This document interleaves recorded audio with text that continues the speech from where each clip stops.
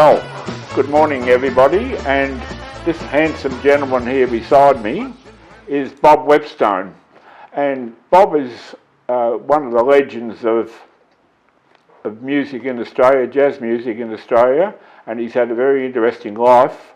And what we're going to aim to do with this video is to find out all the details of this wonderful career. Well, thank you very much, Mel. Thank you, Mel. My first question to you about is tell us a little bit about your early life. Where were you born? Well, I was born, you'll be pleased to know I was born, and I was born in Bow, and that was 1932, and now we're getting to reach what I call infinity, so I'm 92 at the moment, but I'm still going, and I first started to get interested in music. My mother played piano in cinemas and things, and I started to get interested in musical. I loved the musical comedians. I went to all the musicals, and eventually I was singing in pubs illegally. I was too young, and I was singing Jolson songs. I was singing, Rosie, you are my posy,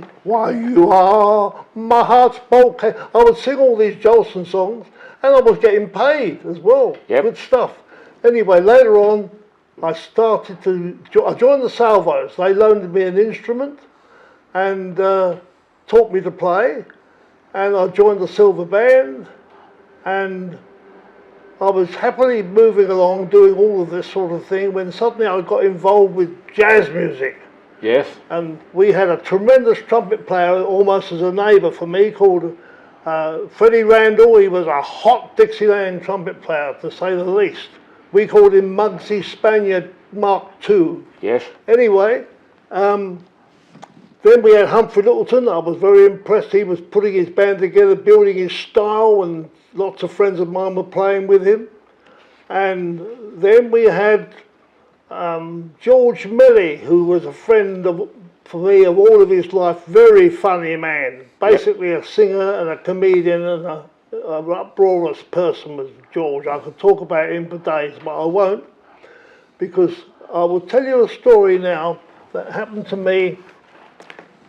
I had a phone call from the local cinema manager. They used to wear tuxedos in those days. Yes. Lovely big cinema, about twice the size of the Astor, for example. Yep. And he said to me, come and see me.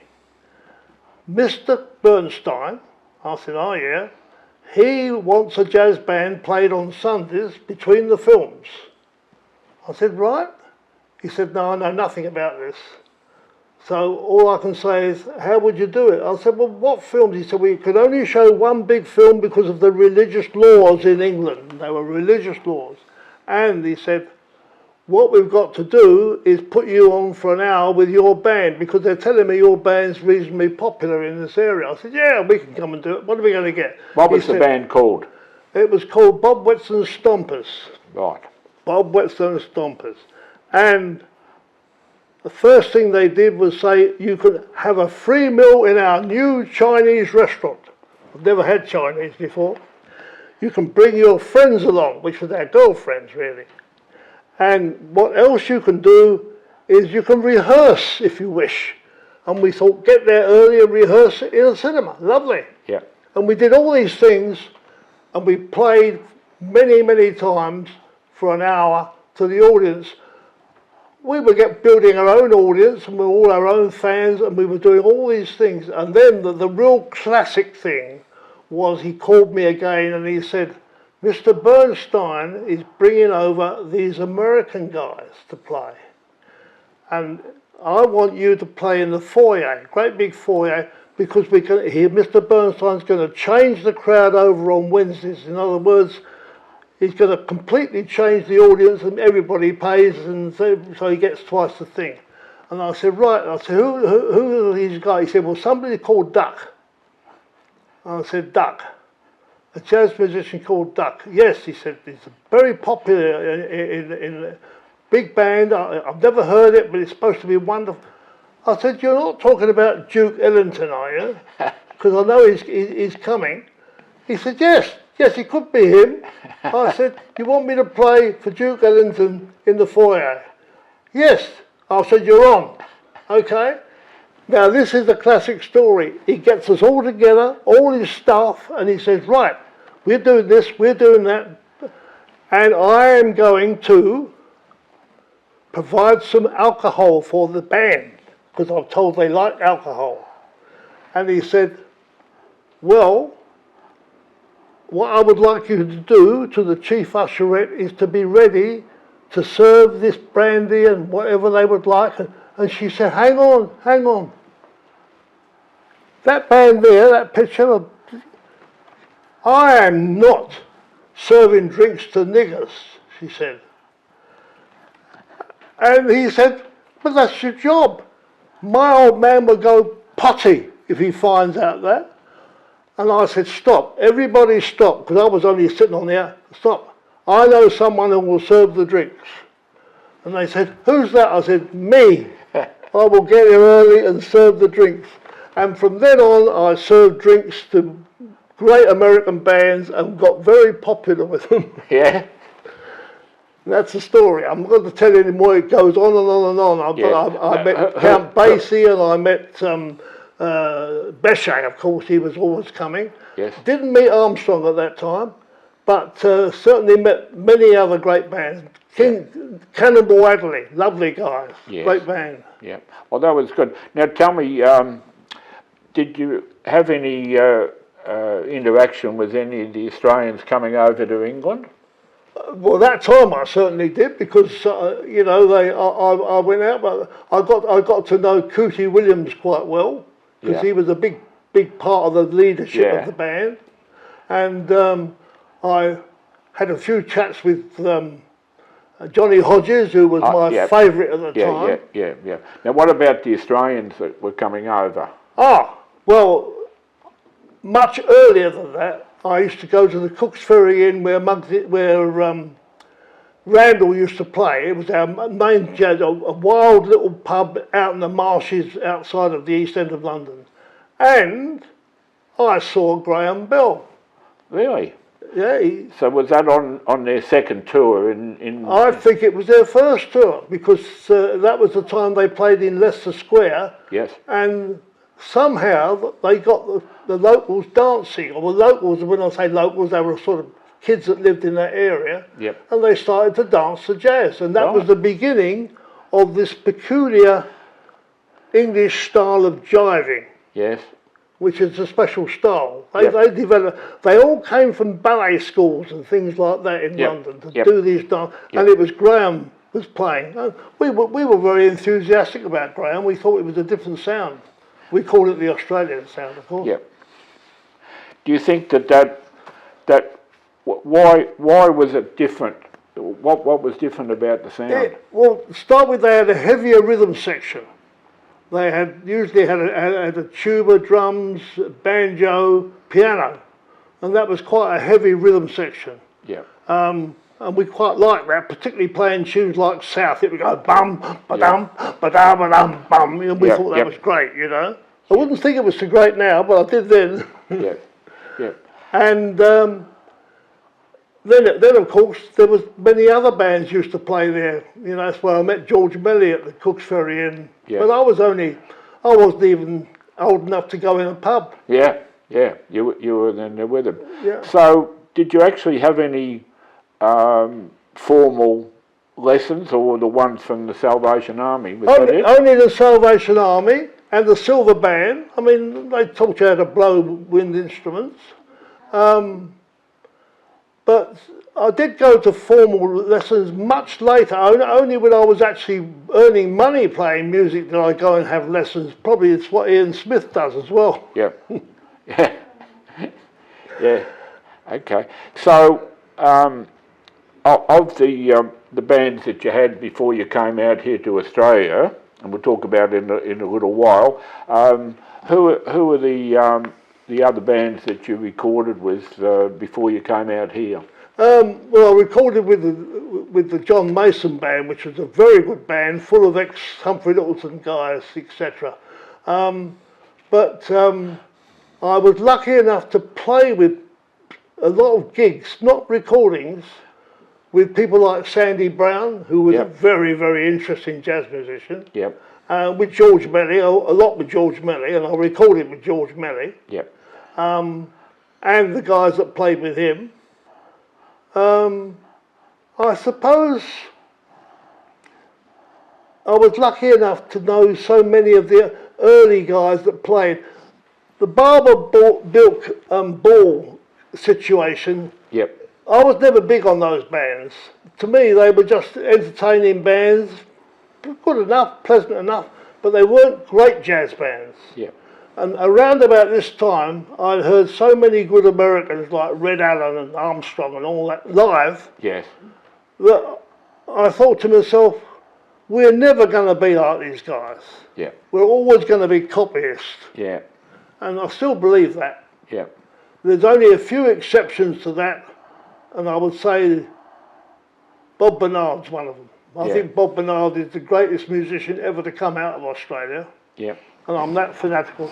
But he copied, he would tell you he copied everybody, but he did it brilliantly, and he could be himself. Yes. That's right. It was. Now, did you get to do any gigs in Europe at all? Oh yes, I was a hustler, and I took a band twice to Spain, and we played at exotic nightclubs, where they were open air nightclubs, huge crowds, but the crowds were mostly made up of tourists from Germany, from France, and from England, you know, and they could have so much of the flamenco dancing, which I liked. I love Spanish music, but they liked us and they called us rock and roll, but we weren't rock and roll, we were a sort of English trad band, really. Yeah. But I made lots of friends in Spain. I was going to live in Spain. I wanted to live in Spain, but I didn't. So It didn't work out to do it. So I took bands to Germany and to Paris. And in Paris, of course, you had Americans playing. Yes. Bechet to start with. Yes. And a couple of other guys, and regular visitors, and a lot of the visitors came over from the States, particularly the black guys, never went back. Yep. Said, Yep. this is life for us. Yeah, that's know. right. That was. They were very much more They were looked welcome. after. Yeah, they looked after and appreciated it. They could go out. They could go out with white women without having things thrown at them. Yep. Well, I think that's really good. So, how did it come about? I think that you're coming to Australia. Tell us a little bit about how did that come about? Well, I was a And what year was that? I was a sales manager for a sizable engineering company who operated out of Switzerland, and I was in London. And they'd had a problem in Australia starting a business up, and they sent me out for 2 years to help them do this, and I stayed nearly 4 years, and then I got a job with another big English company out here, and I worked for them. In the meanwhile, I had met Dick Tatham, who knew me from England because he was a teacher in England, but he was Australian, Yes. and he was a lovely bloke and good player, and he introduced me to the Bilbys, to the Leaks, most of the musicians, all the Storyville guys, and every weekend there was barbecues, there were parties, having a lovely time. In 1977 I met Kim Rushworth. Kim Rushworth was a unique person. He hired me for a few gigs. In 1980 we decided to go professional, which is what we did. And we formed a band, and many of those guys are playing in the bands that are on the CDs that are coming out from you, Mel. Yes. Anyway, Well, now tell me about. the one thing about Kim Rushworth is he was highly intelligent. He never used it, but he did. He was a natural musician, and he was one of the funniest men, and I've known comedians all my life. Funny, he could turn a situation into an uproarious joke by something happened in his mind and it poured out. And I'll give you some examples. Can I give you some examples? Yep. give us some examples. We were playing at the convention at Geelong, the jazz convention, and the trombone player, Mike Poor, an Englishman of my acquaintance, did not turn up. So we had to ask John Murray to help us out. And we went on to play our set, and we played our set, and Kim stepped forward and said, I'd like to thank John Murray for playing with us this afternoon. It was supposed to be Mike Poor, but Mike Poor, he rang me this morning, and he said, I can't get there in time. I can't get there. Why is that, I said. He said, well, it's Brenda. Brenda's pregnant. Brenda's pregnant. I didn't know that, says Kim. He said, yes, she's pregnant. When did that happen? About a half hour ago. Oh dear. And I mean, I just collapsed. But Kim took it in his stride because he used to play the washboard, often accompanied by Mr. Ian Smith on the washboard. Yep. And he used to play the washboard, and he was very good on the washboard, but he used to be constantly playing it down here and round about with his private parts, as my mother used to call them. And he'd be down there, and at the end, for a specific break, he would swivel round, bend over, and play the break by scratching his anus. Or through his trousers, of course. And when he did this, he brought the house down. And one particular, I reckon that Ian Smith used to actually play the break for him, because you can't actually get the washboard sound from your bum, can you? And there were two girls standing me, very nicely dressed. And one said, I think that's a very obscene thing to do. And the other one said, shut up, Lois. You've scratched your ass a few times, I'm sure. And that finished me. I said I'll be playing that after that. Yeah.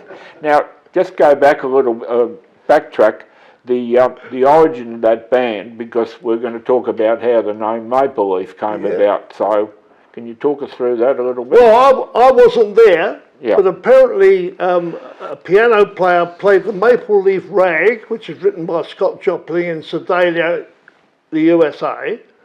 And people joined in. And eventually Kim Rushforth came along and he joined in. And they were playing together. I never actually played it in the Canada Hotel, but Kim rang me up, or Kim's wife at the time rang me up and got me to play at the Anchor and Hope. The Anchor and Hope was a riotous place. Yes. It was packed with people, you could hardly get a drink. What suburb was that Richmond. in? Richmond? Church Street, Richmond. And they'd been playing there a while, and the band gradually changed, and we got various people. We got John Withers, we got Pip Avon, we got all sorts of people. I'm not sure about Mr. Smith, whether he joined it at the Anchor and Hope.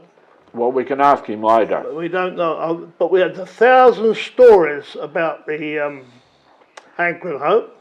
And one of the stories that I particularly liked was we were having a party at my house, and I couldn't get rid of John Withers, and he was drinking everything he could lay his hands on, and he was swimming, and it was dawn, and everybody had gone home, and I said, go home, John.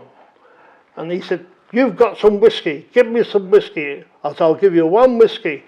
And I gave it to him, and he said, haven't you got any mix? And I gave him some red stuff that my daughter had, you know, lemonade, whatever.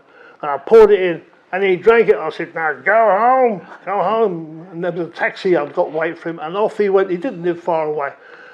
Next morning I turn up, I meet Kim in the car park. I said, we'll be lucky to get bloody Withers. He's blown himself out. He said, he's in there. He's in there, I've seen him. Yeah. Oh, John's hunched over his banjo like this, looking at the floor, and he hasn't moved or spent. And I thought, shit, I wonder if he can play. A lady came in, must have been quite early because the place wasn't packed in. She came in with a little girl about 9, and they came walking in, and she said, I want to sit right up the front. Is that all right to sit there? So I said, yeah, you're all right there, love. And he sat there with a little girl, And the little girl said, I want a such and such and such and such. Right, okay, I'll go and get them. I said, go and get them now, dear, because it gets packed. Off she went. John's still like this, like there. Yep. And the woman came back with some chips and then a big glass of red drink, lemonade. So there you are, dear. And John raised his head very slowly. And he looked at the girl, and he looked at the woman, and he looked at me, and he looked at the drink, and he said, I wouldn't drink that if I was you, love. It'll give you a terrible head in the morning. And that actually happened. Yeah, that was good. Now, tell us about, you said that apart from the Maple Leaf, which we'll talk about in some details, you played with some other bands as well. You got involved with Alan Leake. Oh, we played with the Storyville, made recordings with Storyville. Made C Suite, which is an uproarious thing worth having a listen. It's on your CD, that one. Yes. Alan Leake nagged me. Alan Leake was the most stubborn man in the world. And he wouldn't give in, and he nagged me to play a tune and sing. And we recorded it at the ABC studios in Hobart, I think. Yes. And this song was called A Sad Night in Harlem. And I'd never heard it before, but the only recording that's ever been was Duke Ellington with some girl singer at the time.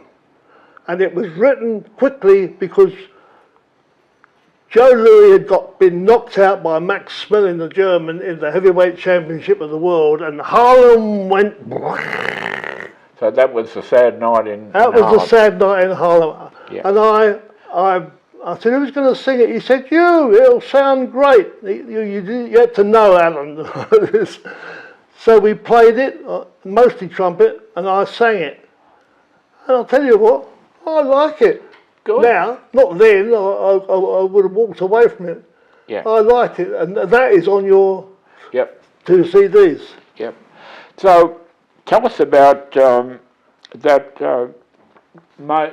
early band, the Maple Leaf there, the personality that were in that. Well, it changed a bit until it settled regularly, and the best band, I mean, it had some nice blokes playing in it, and they all could all play a bit, but when it got to Withers, who was an outstanding banjo player, Pitt was an outstanding tuba player, and they did duets together, which we've got some of course, and we got Mike Paul was a good trombone player, he was playing in it, and then of course we got Les Fiddle, who you know well. Yes. And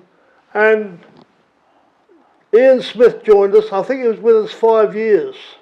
Yeah. And that was a big help. And the reason it's a big help is that if you're a trumpet player and you're playing the lead, you have certain tricks and phrases that you repeat quite a bit. But because Ian is a multi-instrumentalist of all sorts of things, Yep. he knew what I was going to do, and I could hear the rim shots and the things that I always liked playing with him because of that, Yeah. A drummer that is sympathetic and is actually listening to you, he Yes. might think you're not the greatest in the world, but he's going to make you better. Yep. I think I know what you mean about it. It's the difference between a drummer who's drumming and a drummer who's listening. Yeah. I've been very lucky with Ian, with 2 or 3 drummers, but in England, the great Phil Franklin, who we have put on that record playing Yes. with the John Mason band, because he actually deputised for Sam Woodyard and Leo Belson Yep. in the Ellington Orchestra, because they were all putting stuff in their arm, I think. That's Yep. what I think they were doing. Yep. And he had to turn up and play concerts in Europe, and he did it. And he was that good a drummer. And he still did the full drum feature Yep. with them. Yep. And we've got him doing it with the John Mason Jazzmen. Yep. That's one of the tracks that we've done Yeah. on the CD, which is coming out soon. So during all this time there, once you settled in and you were doing it, I had a look on our database, and you went off and went to many of the jazz conventions, and you also were a great supporter of things like the Mildura Jazz Jamboree. Yes. Yeah. And played around. So can you tell us about some of the convention? Well, one of the things that I met was a lovely man called John Ansell. John Ansell was a piano, trumpet player and ran country dance bands, of which he did very well at. His wife told me that they bought their first house from gigs they did. Country towns were very big on dances in those days, apparently. Yep. Now, this is a John Ansell story, because I put a John Ansell record on your 2 CD primarily because of this story he told me. We were having breakfast, huge breakfast. And I said, gee, this is a lot, to his wife. And she said, yes. He said, he eats a lot. He did ever since he came back from the war. And I said, you were in the war, John? Oh, yeah. And I was telling him about musicians I had known. And he said to me, I nearly saw Django Reinhardt once. And I said, nearly? And he said, yes. I said, why didn't you actually see him? Well, we were going through Paris and there was this big window and it had Django's On Tonight or something like that. So I went and looked through the window and there he was, getting ready on the stage, yeah. I said, yes. And you went to go and see him? No. I said, why not? He said, the place was full of German officers. I said, when was this, John? He said, oh, about 1942. I jumped out of an aeroplane, of which they all got killed except him, I think. He was the navigator. He jumped out of the aeroplane, got captured, and was in a prisoner of war camp. He escaped. And these guys that were shaking him through Paris were free French people. And they wouldn't let him go and see. I said, you bloody fool, did you have your trumpet with you? So I didn't play the trumpet in those days. I said, oh, if you could have gone in and played piano with me. I was a joke. He said, they wouldn't let me do it. I bet they wouldn't. He got captured on the border and they put him back in prison and he was back in the POO till the end of the war. Now, Bob, tell us about the time at the Spread Eagle. Well, the Spread Eagle's a little corner pub in Richmond that, because of the Maple Leaf, became a huge crowded jazz spot. Every week, every Thursday, every Saturday afternoon, some Sundays. It was owned by Frank and Fay, who were hilarious publicans and loved us. But one of the funny things about the place is that Frank thought he could tell a joke. And at the end of every night, he always told this joke, a new joke. And he buggered them up every time. He missed the punchlines. They were terrible. But people came simply to be there and hear him bugger up jokes. And I've had people come up to me in the pub and say, you are going to let Frank tell his joke, aren't you? I said, yes, he'll muck it up again. Yes, that's what we're here for. Anyway, that was one spot with them. Kim and I, by this time, had developed into a sort of Laurel and Hardy. And we were bouncing off of each other all the time. And I loved Laurel and Hardy, and I actually met them. I met them in a hospital in the smog time in England. Yes. Because the big one was in there and the small one was visiting him, and they were funny people, but they swore a lot. Now, at that time in the Spread Eagle, every guy in the band decided he should be a comedian as well. So we had Pips singing the Long Tall Texan show. And, if you know Pip Avon, no one is less like a Long Tall Texan. Anyway, he would be hilarious singing. He used to sing Nursey, which is all about what he would like to do to a nurse. And Then we had Withers. And Withers used to come up with ideas. He didn't actually do the comedy, but he came up with ideas, and he said to me, "You know San Francisco?" And I said, "Yes." And he said, "No, not that one. The one with Jeanette MacDonald singing, 'San Francisco, what are we waiting for?'" I said, yeah, I know that. He said, "Right, we'll do that." He said, "Because if you do that, the people start waving their handkerchiefs." Well, they did, except one girl took her bra off and waved it, and then a few others did it. And a couple of weeks later, we're still doing the show.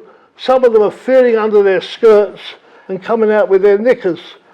And effectively, I think they had them in their handbags, of course. But nevertheless, I've got photographs of a whole bunch of women waving, and behind it, and you can see Ian Smith in the background, and they're waving their underclothes with me, and I've got a handkerchief because I'm respectable. And that was the spread eagle attitude. It was having a good time. So what year about were we talking about? I'm saying that was about mid-80s. Mid-80s, yeah. Okay. And I'll tell you one thing that that really sort of rammed home to me, and I'd always known this, that jazz musicians somehow think that people come to hear them play all the time, and they don't. People come to be entertained. Yeah. And they don't care how they're entertained, whether it's jokes, whether it's physical, whether it's rude, or whether it's great music. They like the music as well. So I say, if you're going to be a professional jazz musician, you've got to have a bit of a show going on. Most guys don't do it, but you know, a Peter Gordian can do it. He can do it. I can do it. I don't think Bob Bernard did much of it, but if he had done, he'd have been more famous, I'm sure. Yeah, it is certainly the case. Now, what we're going to do in this next segment now is that before we sort of finish up with the things there, we're going to get Ian Smith to come in and be part of this little interview, and I'm going to pop out and I'll wind it up at the end. Before Ian comes in, just briefly tell us a little bit about your history into the 20th century, the 21st. What have you been doing for the last 25 years? Or trying to stay alive, actually. Well, I'm doing that quite successfully. It's probably good. I kept playing in bands and getting gigs, and my wife and I set up a little agency. Yes. And I had this idea of contacting every council who had facilities like parks and things like that. And many of them gave me the opportunity to work for them and put on shows. I put on jazz, only ever 2 bands, only at certain times. Everything was harnessed, and I wanted the bands paid well and given drinks and given food. Yes. Because it was mostly weekends. Yes. And I think I ended up giving most bands quite a lot of work. Yes. Certainly the Syncopators got a lot of work. Yes. I know that Ian Smith brought bands in. He also played in bands that I put in there. Yep. And they weren't necessarily based upon, say, the Maple Leaf. Right. But they were sort of, but I did have the All Stars, which is basically a Dixieland band. Yes. And I also had the No Respect band, which was stole from the Shuffle Club for a while. Yes. And I had a girl playing. Yeah, I think the No Respect was one of the bands that you did at the convention, wasn't it? Not really, because they all lived around the corner from where we're sitting now. Yep. And I said to them, "Why don't you do some gigs with me?" And we did. I must tell you this story. Yes. This is a beauty. We went and played at the Lord Baden Powell, which is a little pub in Victoria Street. And not much of a pub, and we decided to play there because we knew the girl who ran it. And we're playing there with Ashley Gordian, all his band, Emilia Wilmot, me, Danny Ball, and we're playing. Rod Gilbert, probably. Rod Gilbert on drums, yes. And we're going along merrily. It was never a great gig, but it was going okay. And the band started to be rude to me. They thought it was great fun taking the piss out of this old bloke, you see. So I called it the No Respect Band, you see, 'cause I didn't get any, you see. Oh. But that was not true. We're all great mates. But the situation is, we're playing there one day, and a bloke comes in. He's had a few drinks. He's got his wife with him. And he sits right up the front, right next to me. It wasn't a proper stage either. And I'm there and he's where you are, you know. And we're playing away and he says to me, "Play me Chantilly Lace." And I said, "No, I don't play that, mate. I don't," you know. But, and as I'm playing, he's groping me. He's groping me like this. And finally he's getting to the wrong part to grope me, you know. And I went bump on his head with the rim of the trumpet and it knocked him on his knees. And he's on his knees, holding his head. And because the band don't know whether to laugh or cry, the crowd thinks it's all part of the act, I think. Anyway, his wife stands up and I thought, oh, she's going to have a go at me. And she said, "I told you didn't like jazz, but you would come, you were insisting on coming and showing me up." And he stood up and he said, "He's very good with that trumpet, didn't you see what he did?" Well, honestly, and I was up at the bar and she came up to me and she said, "He's a bloody pain in the arse, my husband, he really is." And you see, I was delighted that someone hit him on the head. At last, it slowed him down. But he's still enjoying himself. And all of a sudden, the band broke into, without me, Chantilly Lace. They know it backwards. And they're playing away. He said, they are, it works. Oh, that's good. When did you sort of finish playing in bands? Is that a recent? Oh, I kept at it until about mid-80s. So that's 6-7 years ago. Yes. I had a back operation on the spinal That's problem. what, about 2015 or something like that? Yeah, and that slowed me right down completely. And from then on, I was a member of about 4 or 5 entertainment clubs, which we used to go like have a meal and watch whatever they were putting on. And then they got me to go on, and I used to go and do a half an hour or back somebody up. And that was about all the playing I was doing for the last 4 or 5 years. Yeah, that's good. I was enjoying that. Yeah. Marcy used to like it as well. Are you still blowing the trumpet around for yourself here? Oh, most days. Good. 10 minutes or 20. Yep, just to keep your lip in. And yeah, I don't know why, but I think when you've been used to doing it, if you leave them lying around, you pick them up. Yes. And that's what you do.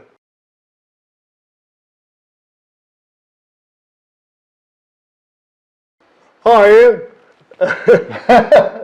We've known each other, I would say, 45 years or something. It's got to be something like that. Yes. And we played together non-stop for about 5 years. Yep. And lots of gigs since, of course. Yep. And we always had fun, didn't we? Oh, yeah. I don't remember not having fun. Well, I can probably, if I put my mind to it, I can probably think of a few times. When but no, it was a great 4 years, or 4 years I think, Bob, but it was a fantastic period in my life. I really enjoyed every moment of it, pretty much.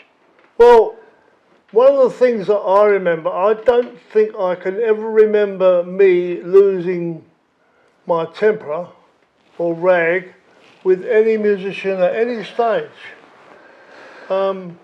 Maybe I thought it was too unprofessional to do it or whatever. I just didn't. I did lose my temper with a few people in the audience, as you well know.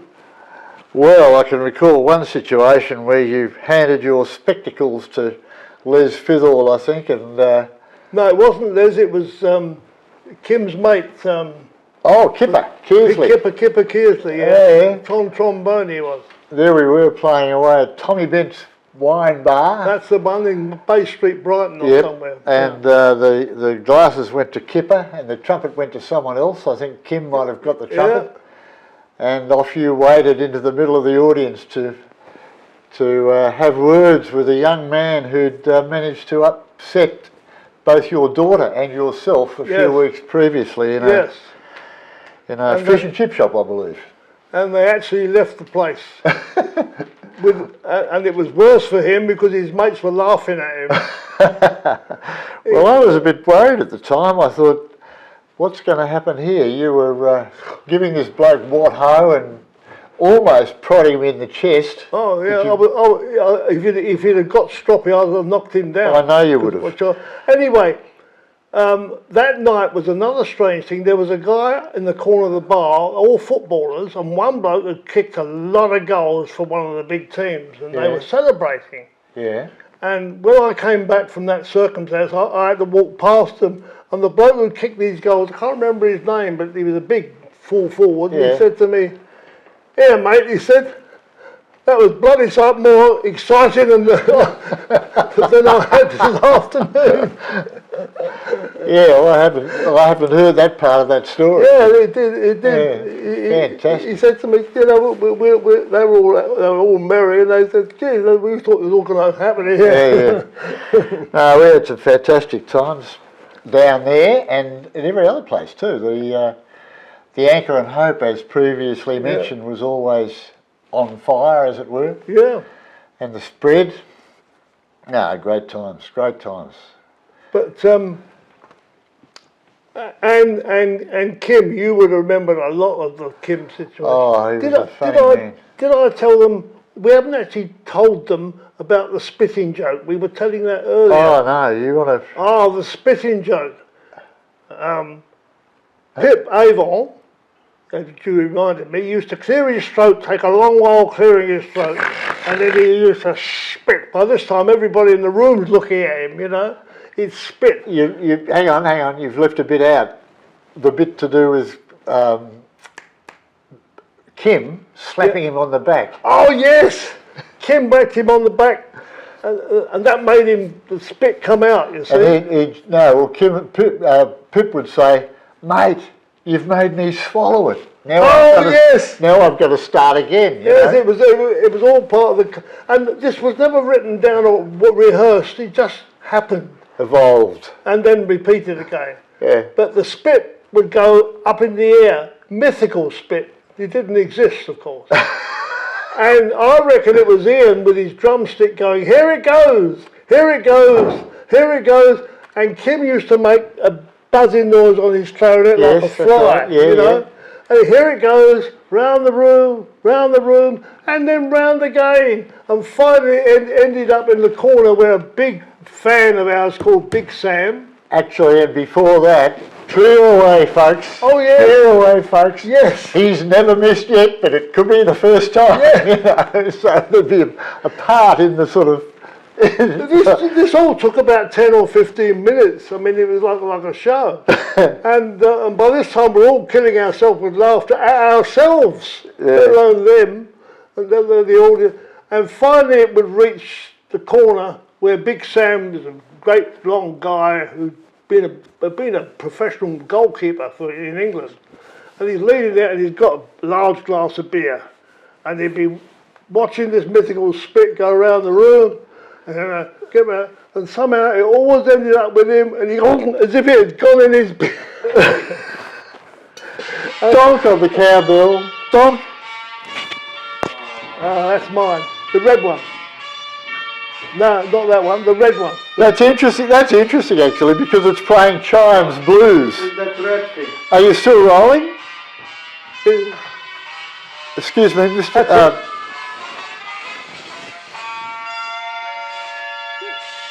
That's fantastic. It's Chimes Blues it's playing. If you give it to me, I'll answer it, or someone can answer it.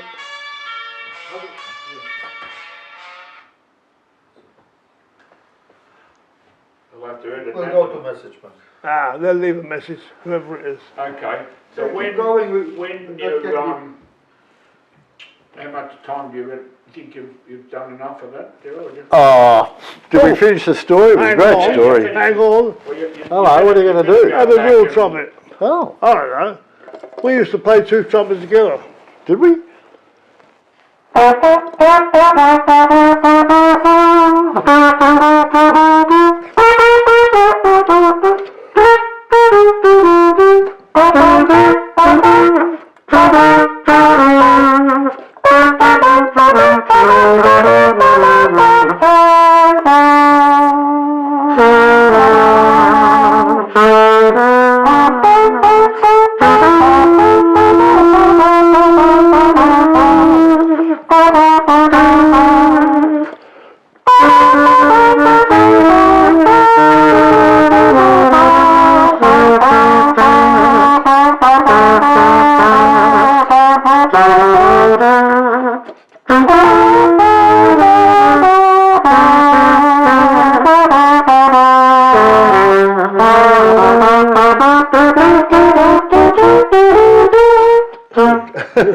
Yeah, well, we can play a bit.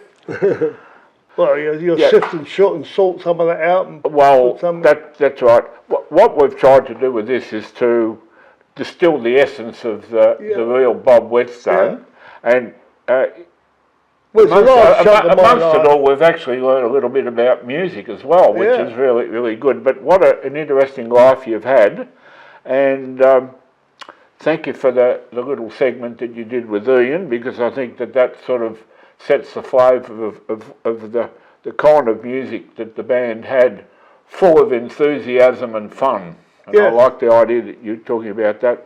One thing I was going to ask you about, just in sort of final wind-up, do you see this type of jazz that you both play, and the Maple Leaf, having a future? Well, first of all, thank you and the archives for having me. I've often thought about this, but you see, there are still a lot of very good young musicians playing good jazz music. Yes. I don't know whether they would be that interested, the ones that I've heard of, in actually entertaining.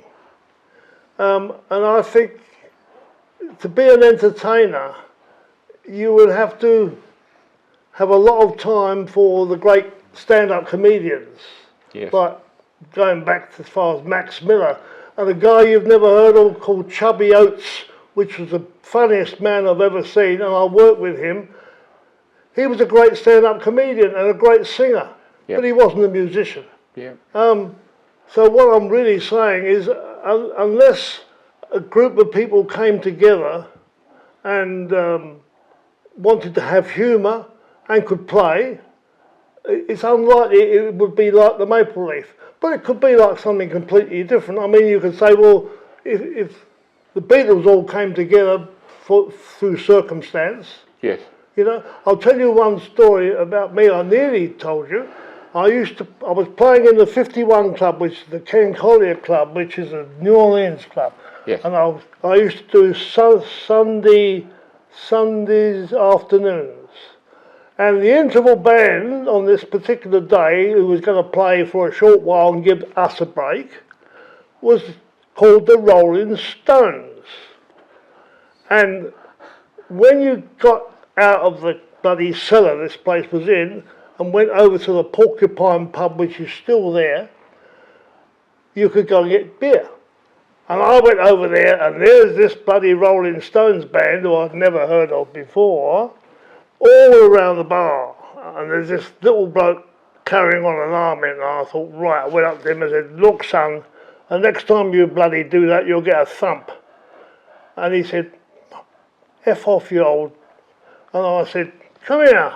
And I picked him up and sat him on the bloody bar and said, behave yourself. And that was Mick Jagger. And that was because Charlie, the drummer, who had only just joined them, so he told me, had been playing jazz with all of us. And he said, I really enjoyed that, because he's a prick. But they went and played for the next, how many years? Yeah, that's right. So what do I know about pop music? That's exactly. Well, I think we're winded up there, Bob, and thanks very much for inviting us into your home and your wonderful anecdotes of your life in music, which I'm sure a lot of people are going to get a lot of fun just listening to. So, Oh, good. well done. I hope there's some old jazzers from Melbourne particularly, but also ones that heard the band or followed the band. I think it might bring some memories back for them. Yes. Well, I think you're going to become a legend in your own lunchtime over this.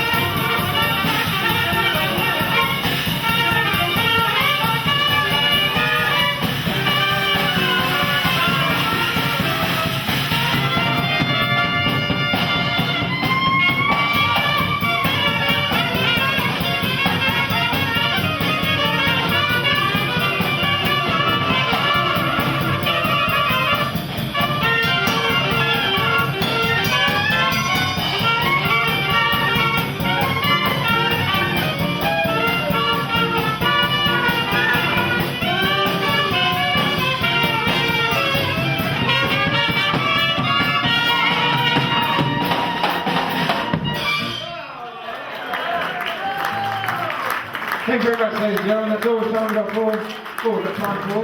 You know what I mean. Bobby Whetstone and the Rocket. See you again. Good night.